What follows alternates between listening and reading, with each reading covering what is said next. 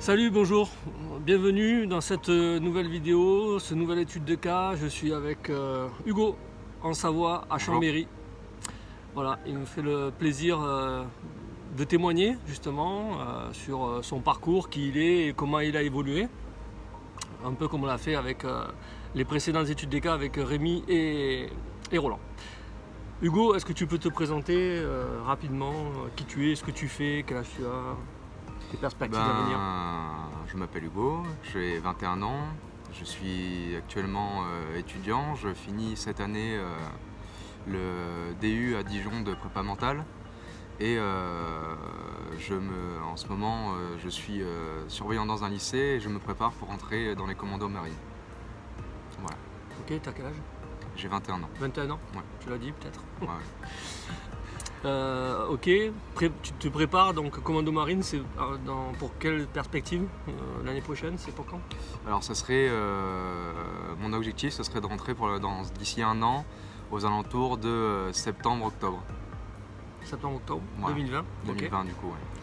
Ok, mais tu fais quoi de tes journées pour te préparer? Comment tu te prépares? Comment ça se passe? Et de mes journées, alors de 8h à 13h, tous les jours, je travaille donc au lycée où je suis employé. Et ensuite, l'après-midi, je vais au CrossFit à Chambéry.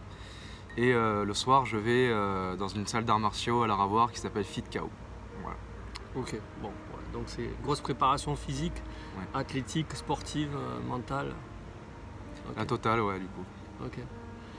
Bon, ok, très bien. Donc, est-ce que tu peux me dire pourquoi en fait tu as décidé de rejoindre le programme Born to Coach? C'est-à-dire, quelle était la problématique que tu rencontrais, quel était le problème pour toi et que tu voulais solutionner? On va dire que j'avais une problématique qui était plutôt personnelle, une problématique qui était plutôt dans le futur que j'allais rencontrer dans le monde de la marine nationale, parce que je souhaiterais très vite monter en grade, donc avoir des personnes sous mon commandement, entre guillemets. Donc je souhaitais, à travers Born to Coach, apprendre la préparation mentale, le coaching mental, afin de savoir guider au mieux les hommes que j'aurais avec moi. Et personnellement, c'était que toute ma vie, à l'époque, j'étais tout le temps pris d'une colère et d'une rage, d'une haine très profonde contre la vie en général et contre tout le monde. Et c'était devenu insoutenable et invivable, tout simplement. Et j'avais besoin de quelque chose pour me sortir de là. Et tout de suite, cette formation m'est tout de suite venue à l'esprit, et j'ai tout de suite accroché. Quand j'ai vu les vidéos de Born to Coach, je me suis dit c'est ce qu'il me faut pour me sortir de là, sinon j'arriverai jamais. Ok. Et par rapport à cet objectif-là, tu estimes y être parvenu? Tu arrives à gérer ça de manière à 100%? Comment? Alors j'y suis, comment dire, j'ai l'impression d'y être parvenu. Mais comme malheureusement j'ai appris à travers la formation que c'était mon fonctionnement, que justement cette colère-là, ça m'avait peut-être sauvé à un moment donné, que ça faisait partie de moi, que c'était une énergie qui était en moi, alors je suis beaucoup plus apaisé qu'avant. Aujourd'hui, par rapport à, on va dire qu'il y a quelques années, je ne vis plus en permanence avec une armure de soldat spartiate sur moi pour me défendre. Voilà. Je suis plutôt apaisé, je suis plutôt le guerrier sage. Voilà. Mais bien sûr, je me mets encore en colère très souvent, régulièrement, mais c'est beaucoup moindre, c'est quasiment infime. Mais surtout, le plus important pour moi, c'est que je ne fais plus souffrir mes proches avec ces soucis-là. Ok. Et quand tu as pris conscience qu'il fallait vraiment solutionner ce truc-là, et qu'il fallait vraiment que tu maîtrises cette colère, et le moment où tu es satisfait finalement de cette maîtrise-là, il s'est passé combien de temps à peu près? En combien de temps le timing? En combien de temps? Ouais. Eh bien, le timing s'est fait en 6 mois, grossièrement. En 6 mois, il y a eu un changement dont j'aurais jamais soupçonné, qui a été énorme, Donc tout le gros s'est fait en 6 mois et ensuite il aura fallu, je dirais, 2 mois en plus supplémentaires pour ajuster. Et on va dire ces 8 mois-là, ça a été un changement de vie total et une résurrection, on peut dire. D'accord. Donc 6 mois, 8 mois, on va dire, ok, on va Ouais. s'accorder ces 2 mois supplémentaires pour dompter cette émotion que tu traînes depuis que tu es Tout minot, ouais. Ok. Minuscule, D'accord. effectivement. Alors c'est pas mal hein, quand même, parce que Ouais. je pense qu'il y a pas mal de personnes, peut-être vous, qui aimeraient peut-être dompter d'autres émotions, peut-être pas la colère, mais voilà, d'autres choses qui sont récurrentes chez vous et que vous comprenez pas l'origine, que vous savez pas comment arriver à le contrôler, et pourquoi ça vient, pourquoi ça part, etc. Alors on va rentrer dans les détails du coup, mais pourquoi pour toi c'était urgent de régler ce problème? Pourquoi c'était urgent d'agir? Pourquoi c'était urgent? Parce que j'en souffrais trop, tout simplement. Moi, personnellement, j'en souffrais trop. Il m'est arrivé à avoir des moments, d'avoir envie de quitter cette terre parce que je ne me sentais pas à ma place, parce que j'étais trop pris, trop tout le temps en souffrance, trop tout le temps avec une certaine impression d'injustice en général. Et du coup, j'ai oublié là où je devais en venir. La question Tu c'était, disais pardon. que en fait, c'était presque existentiel pour toi d'arriver à dompter cette émotion de colère. Ouais, ouais. Mais Il y a des moments où tu étais vraiment en perdition par rapport à ça et que tu en Voilà. souffrais beaucoup. voilà, j'en souffrais beaucoup et du coup, c'était devenu, en fait, c'était l'urgence. C'était soit je changeais, soit quelque part j'allais en mourir hein, de toute manière D'accord. de ces souffrances-là. À ce point-là. Voilà, c'était devenu à ce point-là. Ok, C'était l'urgence absolue. d'accord. C'était pour résoudre quel type de situation? Peut-être que tu en as une que tu peux partager si tu veux bien. Oui, c'était par exemple,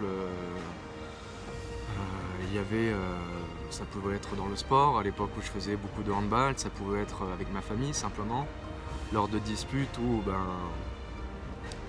la moindre accumulation sur une semaine, ça pouvait engendrer une colère monstrueuse où je balançais tout, je cassais tout. Alors heureusement, j'ai jamais touché personne, hein, mais c'était des colères d'échelle monstrueuse qui pouvaient se déclencher et c'était enfin voilà, en fait la prise de conscience s'est fait le jour où j'ai commencé à avoir peur de moi-même en fait, de ce que je pouvais devenir et que j'ai pris conscience que j'étais plus un minot et que la colère quand on est petit est vachement différente d'adulte et quand on est adulte on n'a pas la même force non plus et on me fait peur quoi. Et j'ai commencé à avoir peur de moi-même et c'était le moment de changer quoi. Voilà. Et là où j'en viens, c'est en quoi c'était important pour toi de changer? C'était important pour moi de changer simplement pour devenir une meilleure personne. J'avais besoin de devenir quelqu'un d'inspirant, puis de me sentir bien surtout, de me sentir, de toucher au bonheur pour la première fois de ma vie, de vraiment être heureux. Et c'est un état que j'ai réussi à atteindre et en si peu de temps. Et c'est énorme ce qui est arrivé. Donc, t'es arrivé en 6 mois, 8 mois à renverser un sentiment que tu n'avais jamais touché du doigt en 20 ans. Exactement. Ok. Très clair, merci. Est-ce que, voilà, aussi, pourquoi tu t'es engagé avec moi finalement? Qu'est-ce qui t'a amené à me choisir? On peut être tout à fait au clair. Hein, avec, déjà la chose, c'était que c'était mon oncle, donc c'était une solution de. Johan est mon oncle, donc c'est une solution de facilité. Mais au-delà de ça, et bien sûr, il y avait la question de proximité de Lyon à Chambéry, vu qu'il est basé sur Lyon.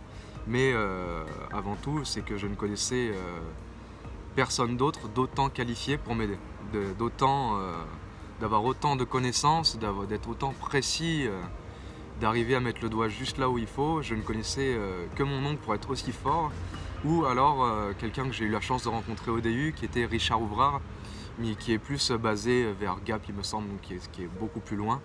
Et pour moi, c'est vrai que c'était la solution de facilité parce que j'avais quand même accès, comme c'est une personne de ma famille, j'avais accès à toute heure, à la moindre réponse si j'avais besoin.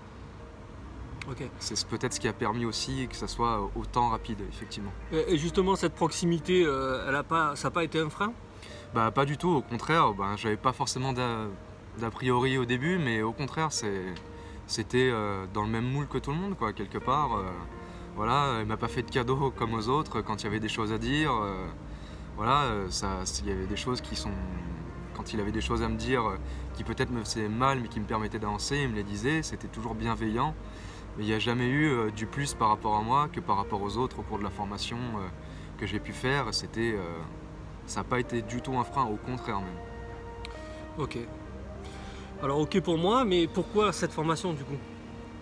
Pourquoi cette formation? Simplement, j'ai choisi cette formation dans mon but après de rentrer chez les commandos. Ouais. Et de la suite, mon objectif ultime, c'est bien sûr d'être chez les commandos marines, chez les Uber, mais de diriger des hommes au sein de cette troupe-là. D'accord. Voilà. Et j'avais besoin justement de cette formation-là, parce que la charge mentale et émotionnelle qu'on a besoin de gérer dans ces métiers-là, elle est juste monstrueuse. Et je voulais être le plus à même de pouvoir les aider et de vraiment pouvoir être un meneur exemplaire. D'accord. Il y a quelque chose en particulier qui t'a plu dans cette formation? Quand tu as vu le programme, si tu t'y es penché ou tu as vraiment été en toute confiance et tu t'es pas forcément fié au programme quand tu as vu le descriptif? Quand j'ai vu le descriptif, ce qui m'a plu, ce que j'ai le plus aimé, on va dire, c'était sur la partie, si je peux dire, ce qu'il y a dedans, l'énéagramme, où c'était pour le coup quelque chose que j'avais déjà eu la chance de voir, mais que là c'était tellement approfondi et tellement génial. C'est vraiment la partie que j'ai adorée parce que c'est ce qui permet quelque part dans le questionnement qu'on a lors des coachings, de mettre le doigt là où il faut et de pouvoir avancer à vitesse grand V. Ça, c'est vraiment la partie qui m'a le plus plu. Ouais. D'accord. Et, je me rappelle, tu m'avais appelé pour dire tiens, cette formation, qu'est-ce que c'est, etc. Tu m'avais appelé pour dire Ouais. le DU, prépa mentale, c'est lequel le mieux, etc. T'as mis combien de temps en fait à te décider pour faire le programme, pour faire la formation à partir du moment où tu as eu connaissance du programme, qu'on en a parlé, tu as mis combien de temps pour te décider à la faire? Honnêtement, peut-être entre 3 et 5 secondes pour être honnête, parce que c'était un programme totalement différent de ce que j'ai pu rencontrer au DU. Alors sans dénigrer le DU on fait pas forcément de concret, de travail, Pratique, il y a pratique, voilà. On fait beaucoup de théorie au DU et j'avais manqué ce côté pratique là. Et là, avec le Johan, on faisait les deux, quoi, théorique, pratique, et surtout, moi, ce qui m'intéressait, c'était la pratique. Et effectivement, ce que j'ai adoré aussi, c'est que c'était très instinctif, parce que dès le premier jour, il dit allez, vous allez coacher maintenant. Et en fait, ce que j'adore dans cette formation-là, c'est qu'on apprend sur le tas, quoi, vraiment. Alors, on apprend sur le tas, c'est une façon grossière de le dire, mais c'est qu'en fait, on apprend de nos erreurs au fil de la formation. On commence avec rien, ou avec le peu qu'on a, et en échouant en fait, on apprend. Et moi c'est la méthode que j'adore, quoi. Faire et échouer et recommencer sans cesse, qui permet d'avancer et de plus jamais se tromper par la suite. Oui, c'est la méthode pédagogique inversée. Ouais. C'est ça. Et pour être tout à fait honnête, est-ce que tu peux dire aussi par quoi tu passes, à quoi tu t'es confronté dans ton parcours de formation qui a peut-être pas été facile, où tu n'as pas été à l'aise, où ça pique un peu, voilà. Qu'est-ce qui t'a un peu marqué au cours du processus? Alors au-delà, ce qui m'a beaucoup marqué, pour faire pas forcément une aparté, mais moi j'ai eu une enfance assez difficile où j'ai pas eu la chance d'avoir un père présent durant mon enfance, et c'est les moments où on a dû évoquer ces passages-là. Alors qui bien sûr là c'est l'événement, ou ce que je veux dire la période de ma vie qui m'a amené le plus de ce que je parlais tout à l'heure, de rage en moi, de colère, tout ce qui est haine, et c'était l'émotion colérique la plus forte. Donc bien sûr quand on a dû traiter ce sujet-là, c'était très dur, mais aujourd'hui, après 10 ans, alors je l'ai peut-être vu. Alors quand j'étais petit, j'ai eu la chance de grandir avec lui 2 ans, mais après je m'en souvenais plus, je l'ai peut-être vu 5 fois dans toute ma vie. J'ai eu la chance, après 10 ans sans l'avoir vu, de le revoir, de le rencontrer, qui était un moment très intense, plein d'émotions, où finalement, toute la colère, toutes les insultes que j'avais envie de proférer pour lui, une fois que je l'ai eu en face, avec le travail fait en amont, j'ai eu la chance de pouvoir lui dire je t'aime, j'ai eu la chance qu'il puisse me dire qu'il m'aimait, qu'il était fier de ce que j'étais devenu, et ça a été une libération énorme. Et c'est vraiment à ce moment-là, le moment que je parlais tout à l'heure, où j'ai pu toucher le bonheur du doigt, c'était à ce moment-là en fait. Parce que toute ma vie, j'ai fait tout en fonction de mon papa, le sport, etc., parce que je voulais qu'il me voie. Et en fait, ce moment-là, même si ça a piqué à la formation, finalement ça s'est résolu par quelque chose de merveilleux quelque part. Donc pour répondre à la question, simplement, la période avec le papa, c'était très dur à gérer, mais à la fois ça faisait du bien, ça me permettait d'avancer. Ok, bon, un passage qui pique un peu, mais qui finalement est libérateur quelque part. Exactement, ouais. Ok. Aujourd'hui, merci pour cette franchise, cette honnêteté, et, bon, c'est très personnel, donc merci de le partager. Pas de problème. Aujourd'hui, quel résultat concret tu as? Bon, là tu viens d'en donner un. Ouais. J'ai fait une petite prémisse. Très concret, voilà. Est-ce que tu as d'autres choses dans ta vie de concret, de mesurable, qui te permet de dire ouais, je suis bien avec moi, finalement quelque part je suis passé au-delà de cette émotion qui me dominait. Et voilà, qu'est-ce qui se passe dans ta vie aujourd'hui que tu peux mesurer? Alors tu m'aides si j'oublie quelques trucs importants. Parce que déjà, la chose la plus mesurable, c'est que aujourd'hui j'avance pour moi, j'avance plus pour mon père, j'avance plus pour que mon père me voie, et du coup je suis beaucoup plus apaisé, je suis très calme, je suis moins impulsif, je suis vraiment devenu un adulte. J'ai l'impression des fois d'être un adulte de 45 ans, 50 ans pour vous dire quoi, avec une maturité énorme, même si je reste un petit jeune de 20 ans au final. C'est le changement le majeur dans ma vie, c'est que je ne me sens plus en permanence avec le besoin de me protéger des autres en fait. Et je me sens finalement en sécurité quelque part, et le plus gros changement, c'est que j'avais énormément de mal à me faire à exprimer mes émotions aux autres, ce que je ressentais. Et aujourd'hui, c'est quelque chose que j'arrive à faire. Alors c'est pas parfait, bien sûr, j'y travaille encore. Le travail n'est pas fini, mais j'arrive par exemple à dire à mes personnes que je les aime, par exemple, ce qui était quelque chose de très compliqué avant. Ou même à dire quand quelque chose me rend triste, je n'hésite pas à le dire et je ne me renferme plus sur moi-même. C'était quelque chose qui me bouffait avant. Et je pense aussi être devenu un peu moins brut de décoffrage, un petit peu plus doux au fil des ans, et surtout après ces 8 mois-là. Voilà. Okay. Comment ça se traduit avec tes proches, par exemple ton petit frère, comment... Avec mon petit frère, avec qui c'était très conflictuel avant, parce que alors bien sûr il y a eu des souffrances avec ça aussi, donc j'ai pas parlé. C'était très souvent conflictuel alors qu'il avait que 8 ans. J'étais très provocateur avec lui, j'étais tout le temps à lui faire des mauvaises blagues, à lui dire par exemple à lui faire une blague, t'es nul, en fait, c'est juste ça. Et c'est quelque chose de très destructeur pour un gamin, quoi, et je m'en rendais même pas compte. Peut-être même, pour vous dire, tellement c'était énorme, c'est que je pense que je me rendais compte, mais que c'était plus facile de faire ça que d'accepter de changer, en fait. Et du coup, je faisais ça avec lui. Et aujourd'hui, voilà, j'arrive à lui dire je t'aime, j'arrive à lui dire quand c'est bien. J'agis vraiment comme un grand frère responsable avec lui. Et même chose pour ma maman, avec qui j'étais souvent en conflit. Alors bien sûr, il y a eu des souffrances derrière, que je sois souvent en conflit, mais aujourd'hui on est très apaisés. J'arrive à lui dire que je l'aime, on a eu une belle discussion avec ma mère qui a tout changé durant ces 8 mois-là. Et c'est vraiment, le relationnel est apaisé. C'est vraiment un apaisement général pour moi. Voilà. Merci aussi pour tout ça, Hugo, c'est des cadeaux que tu donnes.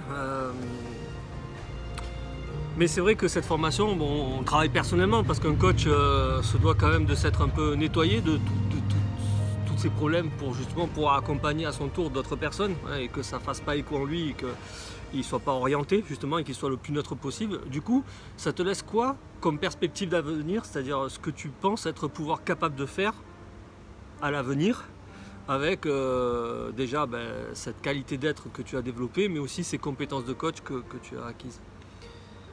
Alors déjà, je pense être plus tard un meneur exemplaire, quelqu'un qui sait diriger les autres, mais de manière positive uniquement, quelqu'un de très sain, une personne très sain, un très bon grand frère, un très bon fils, un très bon père plus tard, car je veux avoir des enfants, un très bon mari également. Et voilà, je souhaite devenir quelqu'un d'important dans ma famille, dans mon travail, mais que je sois uniquement sain. Et je pense, voilà, ce que je veux, c'est un peu utopique ce que je vais dire, mais il n'y a pas longtemps, lors d'un travail dans la formation, je me suis imaginé assis en tailleur en haut de l'Himalaya, enneigé, guerrier sage, quoi. C'est un peu à ça que j'aspire devenir, voilà. Le guerrier sage. Ah ouais, tu passes carrément c'est du limite psychopathe au guerrier sage, quoi. Exactement. Voilà. Ah ouais, c'est le saut quantique. Okay. Exactement. Bon, super. C'est ce à quoi grâce à cette formation-là, ces 8 mois-là de formation, c'est là où je pense arriver. Ok. Voilà. Bon, super. Écoute, en tout cas, on te le souhaite.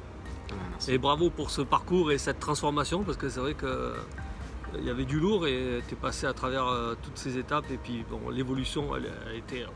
Enfin voilà, c'était de l'ordre du quantique, effectivement. Ouais, ouais, on peut dire ça. Effectivement, ouais. Cool. Écoute, merci Hugo pour avoir partagé ça, c'est sympa. Merci à toi.